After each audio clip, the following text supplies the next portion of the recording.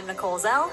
And I'm Alexandra March. And we're the hosts of Follow Your Art.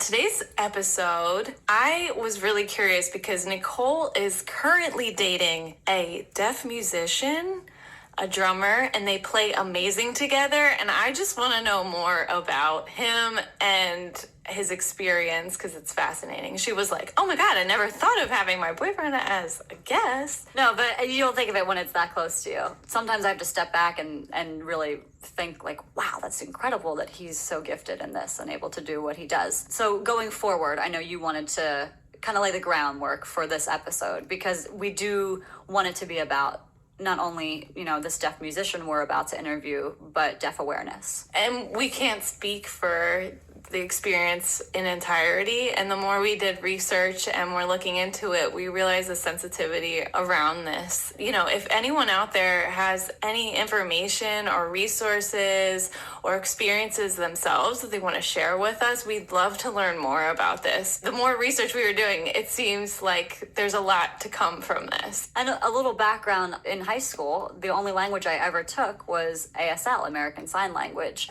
I had the privilege of having an amazing deaf teacher who taught a bunch of hearing students her language and really immersed us within deaf culture, history, the community. And it really, again, it was a privilege to witness that. It was very eye-opening. I took 2 years of it. I still have all my books, and even in preparation for this interview, I was trying to review things and remember, and unfortunately, I didn't keep up with signing, so I only remember a few words. And actually, when Chris and I first started dating, I was trying to, as best as I could, relearn so that we could teach each other and learn together, and we need to get back into that because we haven't in a while. But the goal one day is for us to actually be able to communicate via sign. So Nicole had an amazing realization. She called me and she's like, oh my gosh, if you're completely deaf, you can't hear our podcast, and this is so eye-opening. How can we be more inclusive? And right away we're having conversations. Is that better to be translated, or would it be cool to have a live interpreter? How do we make this a better experience for everyone and try to be as inclusive as possible? So this entire episode is really meaningful to us, and we're so grateful for the opportunity to sit down with Chris and hear of a firsthand experience. So we're really lucky to have him here. So we have Christopher Spousta here with us today, legally deaf musician and drummer of indie pop band THRILLCHASER, and also my boyfriend and our friend. Hi, Chris. Hello. It's so weird introducing you like that. That's bizarre. Does it feel like a first date again? Yeah, right. So we wanted to first just have you share the background, because as much as we already know, listeners obviously might not. So growing up, family life, you came out of the womb, and what was it like? Wow. Get ready. That is a loaded question. What was the date so that we can look up your sign later? Well, that's the thing. That's to be determined. I only know the date. So I am adopted, and alls I have is a birth abstract. I don't even have a birth certificate. Being born in Fall River, there was a lot of bouncing around before I was adopted by my now parents, who have been my parents for 26 plus years. And that's mom and dad to me. I never knew my biological father. I only met my biological mother maybe 3 or 4 times. Apart from that, Fall River, Massachusetts, Florida, and some traveling on my own, I haven't really left living-wise the East Coast in all my 26 years. And that's really just where I landed, other than falling in love with Nicole and moving to Pennsylvania. But hearing-wise, I was born with mild to moderate hearing loss. My mom would call me from the other side of the house, and she would call me again, and she would keep calling me, and I would never reply. So she went and got me tested at an audiologist in Fall River, and she came back with a mild to moderate hearing loss, and it stood that way easily all the way up until 11 years old. But I got my first hearing aids when I was 3, and I hated them. As if any kid would, hate glasses at that age, or hate anything that would, what we know to help them. They're just going to shun it and be like, oh, I'm different than other kids, so I don't need it. and I would purposely lose them, not thinking they cost thousands of dollars, only to find out that they do cost thousands of dollars. And I did that maybe 5 or 6 times. And finally, they came out with the invention of in-ear hearing aids. So they didn't wrap around your ear. You couldn't go to elementary school and kids easily see them and pick on you or anything like that. So once I got the in-ear hearing aids, then I found out my problem was forgetting they're in and going in the shower, jumping in a pool with them, so on and so forth. So that's just an inkling into hearing aids and the aids that you would need to, not combat. You're never going to fix it, because my hearing problem that I have is not necessarily hereditary. You have fibers inside your ear, kind of like a toothbrush. If you use the toothbrush too much, they get bent. In a hereditary hearing problem, you're born with that, the bent bristles in your ear. Those bristles pick up sound. My bristles are totally fine. I have the same bristles maybe all of you have, but my eardrum is collapsed in the middle due to a deformity. So I was born with it, but it's not necessarily labeled as a hereditary hearing loss. But now at 26, what was a mild to moderate hearing loss is severe to definite. Ever since I was 18, 19, 20, when I got my last audiologist appointment, they said I could very well lose my hearing with something as simple as an unmuffled gunshot or a car backfiring close to me or anything significant. Every time I hit a snare drum with an unprotected ear, I'm pushing it. When you said you were losing your hearing aids on purpose, did your parents realize what was going on, or how did you feel like you could express to them how you felt about them? They did. They knew. The first 2, they tried to fight that. They knew I hated them because they were the ones that had to pick me up at school when my face and my chest was all bloody from getting shoved down, kicked, and punched and stuff like that. So you were bullied. Oh, 100%. Wow. Like the type of bullying that's stereotypical. Like getting shoved and pushed down in the mulch of the playground just to be like egged on to chase said person that did that. And the second you round the corner, there's like 5 kids right there. Stereotypical stuff. And they rip them out of your ear, they throw them on the ground, and they beat you up. Wow. Yeah. It sounds self-centered. What really stopped it was when I was 14 and I grew 1.5 feet. Yeah. Because I lost my last pair at that time. I lost my last pair of in-ear headphones where they're flush with your ear. You can't see them as well. They're flesh colored, so on and so forth. I lost that pair and I had to go back to my backup pair, which are wrapped around the ear headphones, which mostly older people wear and stuff like that. Kids like to stay away from them, like myself when I was younger, because they were so obvious.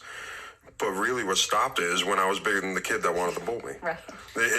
No, it's horrible to say, but that's what stopped it. Right. And in a way that safeguarded you. Think of all the kids who didn't have some kind of advantage. The little bit of extra help really did happen in middle school when I moved to Florida. I was the only kid out of like 2,000 in my middle school that had a hearing problem, let alone hearing aids. And yeah, they hired a hearing impairment coach. She was an audiologist. She would take me out of class like once or twice a week. And it was almost like having a full-on audiologist appointment when I didn't already have one scheduled. She would take me in a back room, like of the library or something like that, that she felt was quiet enough, and she would put headphones on me. It was a normal audiologist procedure. She would put headphones on me. She would give me a clicker. I'd listen for the beep. I'd click it when I hear the beep. She would give me the same test that I would go through an audiologist, but all the audiologists would test my speech, because if they could help my speech, then that could, alleviate some of what a hearing problem could cause over a long time. Did school provide you with any support with that experience? Because that's a lot to process as a kid. Aside from that one example with that teacher, bless her, I forget her name, my middle school band teacher, Mr. Vell, rest his soul, passed away about 6-7 years ago.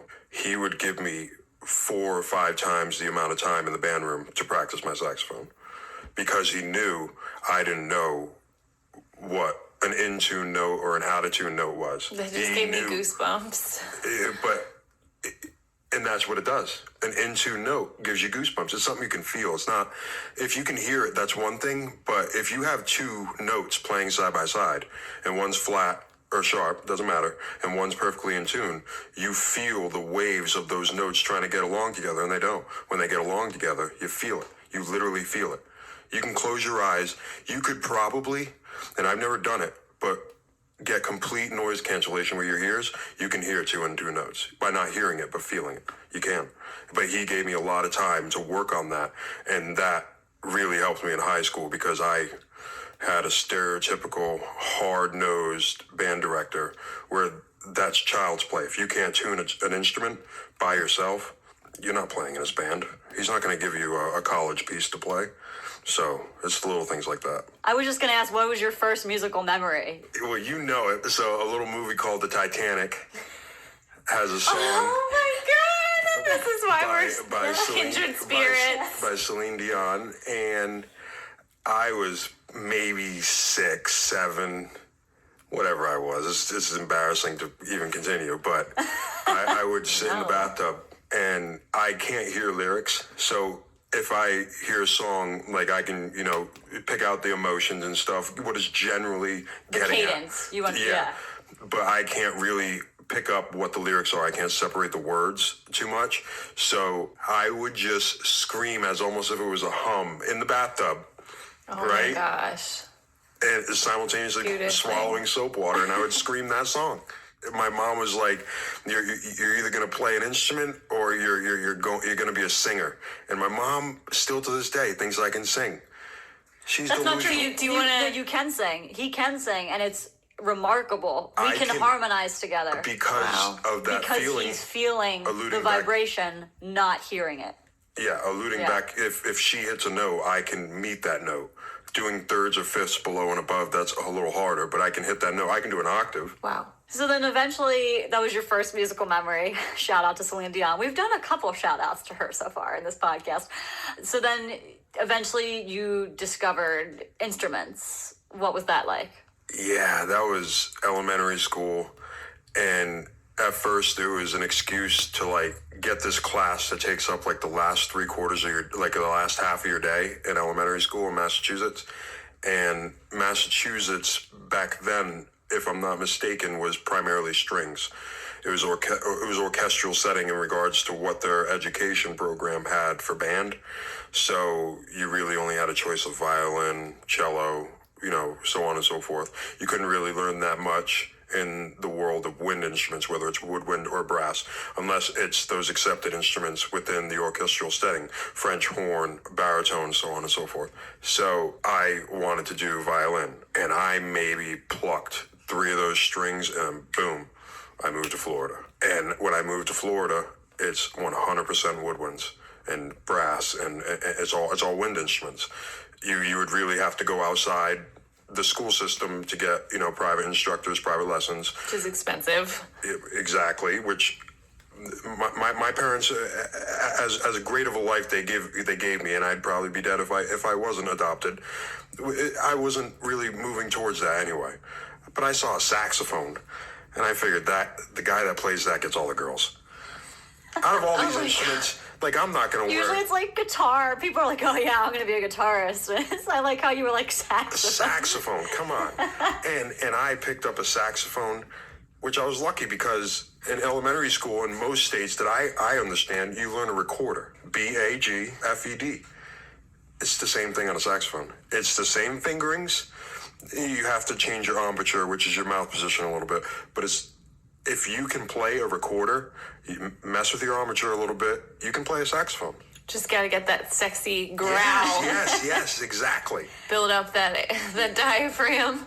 So in high school, you went to East Ridge High School in Florida, yep. And that was one of the state-ranked jazz bands, right? Jazz bands was #1 running for the years that I went, yes. And I played a multitude of instruments through the 4 years in jazz band. Our marching band was a state qualifying one every year I went. And you were playing football and doing the band at the same time, For the first 2 years. Yeah. The first 2 years. And Mr. Hart, he's still the band director, and we would have band camp for 2 weeks in the middle of Florida summer. we would have an ambulance on standby because kids would just get dehydrated. So not only did I have a Camelback on my back with water going to my mouth almost every 5 minutes whenever we'd have to stop, but I was marching a 70-pound baritone saxophone. I was the only kid big enough to do it in the whole state at the time. So not only did Mr. Hart really want that sound, that bass saxophone sound, not being a bass saxophone, of course, that's like a 120-pound instrument. You have to be sitting down to play it.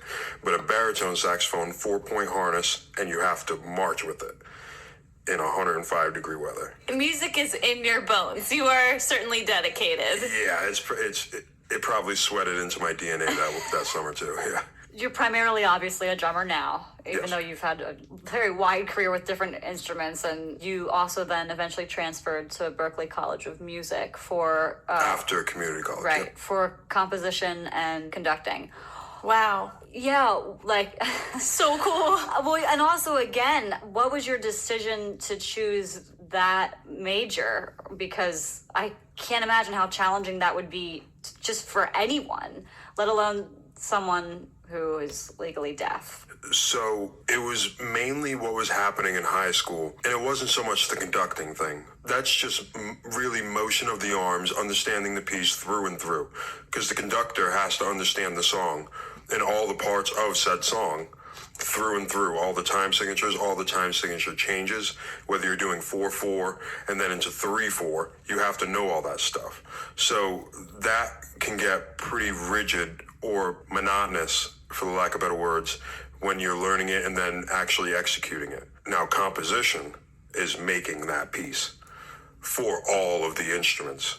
With that being said, it's all I could figure to be one of the hardest things that I could possibly do. And I already did some of those things in high school. There were times in my sophomore year when I was still on the football field where my composed piece was being played while I was on the field. That was Like you're two people at once. Yes, but that was giving me a feeling like I don't necessarily have to conduct the song, but if I can compose it, anyone can play it. That was just a 2-year summer fall program that I did with Berklee. After the collegiate stuff, I had to move back up to Massachusetts. So that's why Berklee was an option, especially after community college. From there on out, it was mainly 100% drumming. I haven't picked up a saxophone in like 6 years. A lot of other things were taking the time out of my life from music.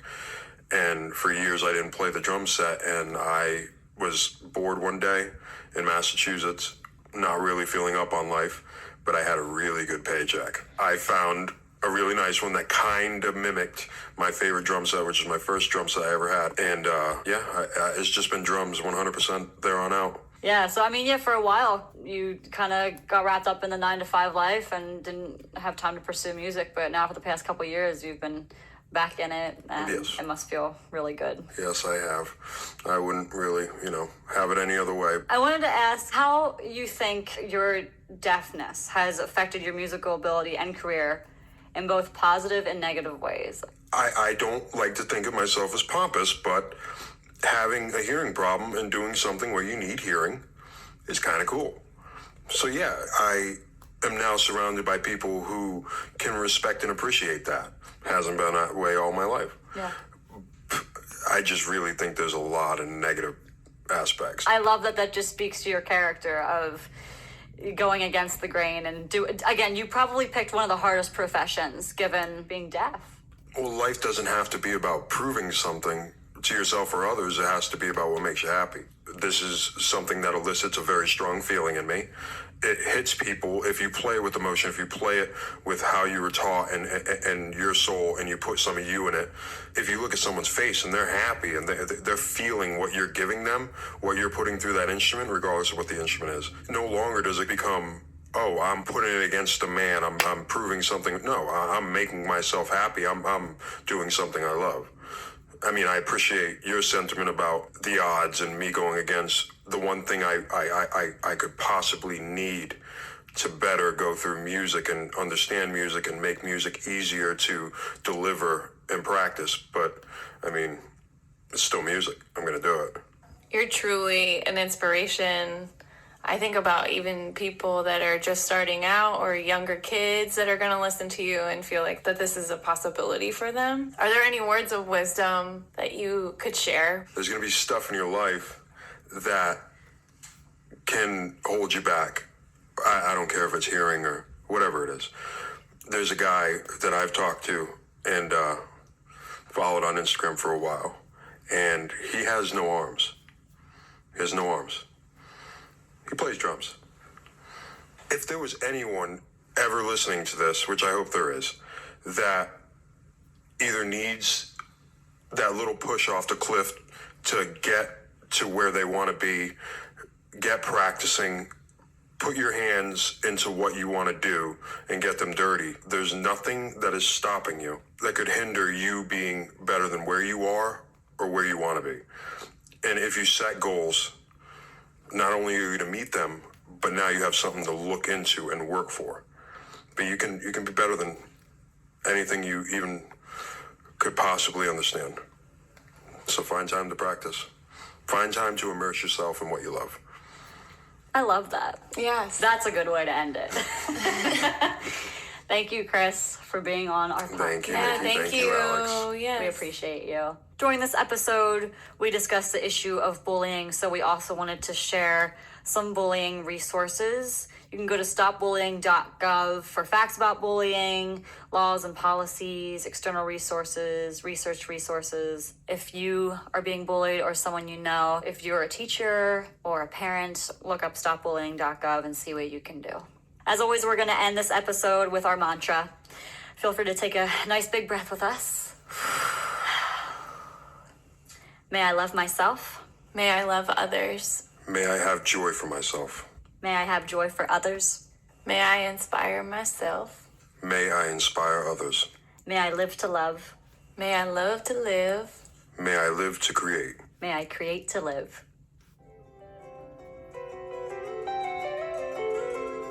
You can be part of the Follow Your Art fam by subscribing to the podcast and following us on social media.